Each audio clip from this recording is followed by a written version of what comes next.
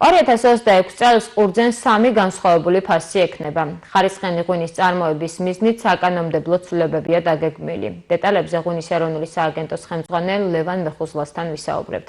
ბატონ ლევან, გამარჯობა, მადლობა რომ მონაწილეობთ ჩვენს გადაცემაში. განგვიმარტეთ, რა ცვლილებები შედის კანონში და რა კრიტერიუმების მიხედვით შეფასდება ყურძნის ხარისხი და ფასი. ბატონო, მოგესალმებით. პირველ რიგში მინდა დავიწყო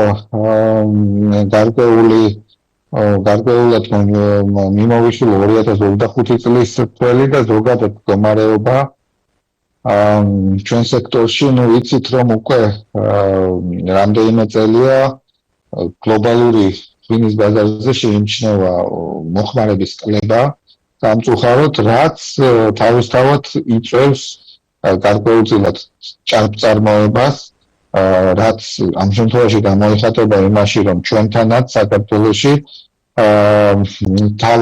მთავრობის კომპანიას, მოსავის მართვის კომპანიას უწევს ჩარევართველში და გარკვეული რაოდენობით ყურძნის გადამუშავება სასპირტო მიმართულებით.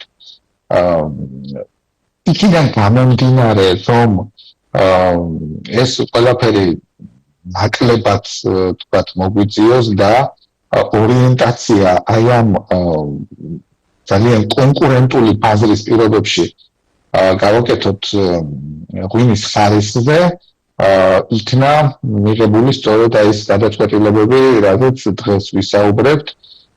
პირველ რიგში შედის ცვლილებები კანონში ვარისა და ღვინის შესახებ და მომავალი წლიდან კომერციული ვენახის გაშენებას დაჭირდება შეთანხმება ღვინის ეროვნულ სააგენტოსთან, რაც გულისხმობს იმას, რომ ჩვენ მოვითხოთ გარკვეულ ინფორმაციას, თქვათ, ნერგების შესახებ, ნიადაგის შესახებ, ადგილის შესახებ, თუ სად აპირებს ფერმერი ვენახის გაშენებას და ყველა ამ ინფორმაციის შეკრების და დამუშავების შემდეგ გავცემთ შესაბამის რეკომენდაციებს. ეს რაც შეეხება ცვლილებებს კანონში.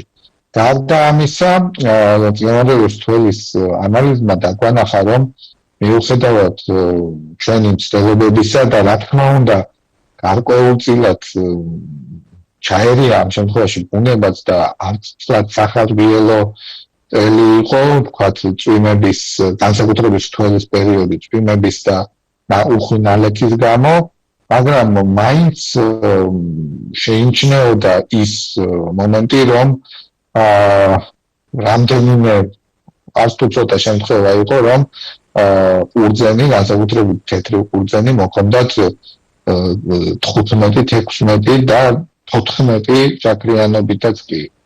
რაც რა თქმა უნდა ამ შემთხვევაში სრულიად აუმართლებელია და აქედან გამომდინარე მიღებულა გადაწყვეტილება, რომ კიდევ ერთი ხარისხის მაჩვენებელი გაჩნდეს რთველის განმავლობაში. მოგეხსენებათ, რომ წელს 2025-ში იყო მხოლოდ ერთი მაჩვენებელი, ეს იყო 19 ჭაქრიანობა და შესაბამისად სხვადასხვა ფასები იყო 19 ქვემოთ და 19 ზემოთ.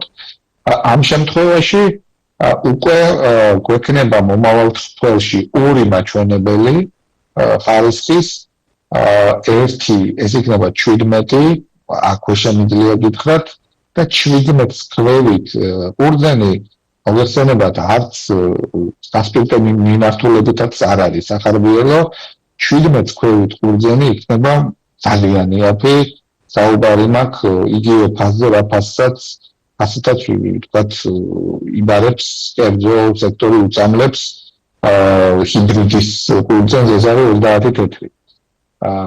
ამიტომ ეხლავე მინდა ეს ძალიან მნიშვნელოვანია, რომ მადლობა ამისთვის თქვენ, რომ სწორედ ეხლა ვიწყებთ ამაზე კომუნიკაციას საუბარს, იმიტომ რომ ეს ყველაფერი უნდა გაითვალისწინონ ჩვენმა ფერმერებმა სხვა ფორმირების დროს. აუცილებლად იქიდან გამომდინარე, რომ არ დაწვირთონ ვაზი იმედენად, რომ მან ვეღარ მოახერხოს 17-იც კი, ანუ მინიმალური ამ შემთხვევაში ჭაქრიანობის დაგროვება. ასევე მინდა გითხრათ, რომ აიწევს შარშან როგორც ვახტენებ 19 კი იყო შაქრიანობა, შემდეგი ნაბიჯი იქნება 21 თეთრის შემთხვევაში და სწორედ 21 ზემოთ იქნება საღვინე, ანუ მაღალხარისხიანი ყურძენი, რომელიც ჩაბარდება ყველაზე ძვირად. აქვე გეტყვით, რომ ამ კონკრეტულ ფასებზე 17-დან 21-მდე და 21 ზევით შეჯერებით მიმდინარეობს მსჯელობა, მაგრამ გეტყვით, რომ ის რაც შარშან ლარად ვარდებოდა, ანუ სასპირტე მიმართულება იქნება ნამდვილად შემიძლებით, რომ უფრო იაფად ჩაბარდება, ვიდრე ეს იყო 2025-ში და შესაბამისად გაიზრდება სხვაობა საღვინე და სასპირტე ყურძენს შორის. ეს რაც შეეხება თეთრ ყურძენს და ვფიქრობთ, რომ საფერავის შემთხვევაში კიდევ უფრო მაღალი აჩვენებელი იყოს ხარისხიან ყურძენზე და ეს იყოს 23 შაქრიანობა. ეს არის ის ყველაფერი, რის თქმა ეხლა შემიძლია ამ მომენტისთვის და კიდევ ერთხელ ვიმეორებ, რომ ციფრებს აი გარდა ბოლო კატეგორიისა ყველაზე ნაკლებ ხარისხიანზე, რომელიც უკვე მოგახსენეთ, კიდევ დამატებით მექნება შესაძლებლობა წლის დასაწყისში რომ ვისაუბროთ. ბატონ ლევან, ხარისხიანი რქაწითელისა და საფერავის ჯიშის ყურძენი რა ეღირება? ხო, მაგას ვიძახი, რომ აი მაგის თაობაზე უკვე მომავალი წლის დასაწყისში იანვარ-თებერვალში გვექნება გადაწყვეტილება და შესაბამისად მოგახსენებთ. ბატონ ლევან, თქვენი შეფასებით ეს ცვლილება ხომ არ გამოიწვევს მევენახეების პროტესტს? ხშირად ამბობენ, რომ შხამქიმიკატები უხარისხოა და სწორედ ამის გამო ვერ იღებენ ხარისხიან მოსავალს. შეიძლება შხამქიმიკატებს შეიძლება დავაბრალოთ, თქვათ დაავადებების გაჩენა, მაგრამ შხამქიმიკატებს ვერაფრით ვერ დავაბრალებთ იმას, რომ ერთ ვაზის ძირზე რამდენიმე კილო და 1 ჰექტარზე თქვათ მოსავლის რაოდენობა არის 30 და 40 ტონა. ხო, ეს არანაირად არ იქნება შხამქიმიკატების ბრალი, ეს არის იმის ბრალი, რომ მოსახლეობას ორიენტაცია ზოგიერთს ყველას არა, მაგრამ ზოგიერთს ორიენტაცია აქვს სწორედ რაოდენობაზე ძალიან ჭირთავს ვას ამას ეხლა იმიტომ ვიძახი რომ ეს გათვალისწინებული იქნას პლატფორმირების დროს ნაკლებად უნდა დავკვირთოთ ვაზი და შესაბამისად უნდა მივიღოთ უფრო ხარისხიანი და უფრო შაქრიანი, უფრო მაღალი შაქრის შემცველი მოსავალი. და ბოლოს რა მოლოდინი გაქვთ, რა შედეგს გამოიღებს ეს ცვლილება?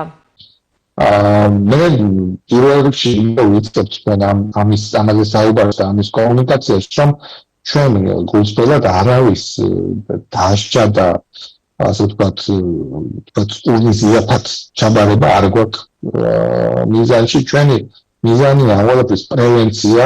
პირიქით მე უფრო გამიხარდება თუ მოსახლეობა ამას დაითვალისწინებს და საერთოდ არ ჩაბარდება 17-ზე ქვემოთ ყურძენი, ნამდვილად ეს იქნება სწორედ მიღწევა.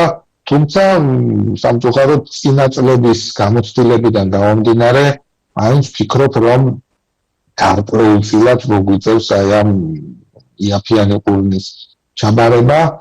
საბოლოო ჯამში გრძელვადიან პერსპექტივაში ვფიქრობ, რომ ეს დადებითად აისახება ჩვენი დარგის განვითარებაზე. ჩვენ ახლა კიდევ ვიძახი გლობალური ბაზრის სიტუაციებიდან გამომდინარე, ორიენტაცია უნდა ავიღოთ აუცილებლად ხარისხზე და არა რაოდენობაზე. თუმცა თუ ვინმეს მაინც არ გაითვალისწინებს ჩვენს ამ თხოვნას და თქვათ ორიენტაცია იქნება რაოდენობაზე და ურჩევნია რომ მოიყვანოს ბევრი, მაგრამ ნაკლებ შაქრიანი, კი ბატონო, ეს მისი არჩევანი იქნება, ისევ ტრადიციულად, როგორც გითხარით და როგორც ზოგადად ვამბობთ ხოლმე, ყურძენი ჩაუბარებელი არ დარჩება, უბრალოდ ყველა ხარისხის ყურძენს ექნება თავისი ფასი. არ დარჩება, უბრალოდ ყველა ხარისხის ყურძენს ექნება თავისი ფასი. დიდი მადლობა, რომ მიიღეთ ჩვენს გადაცემაში მონაწილეობა, წარმატებას გისურვებთ. გვესაუბრებოდა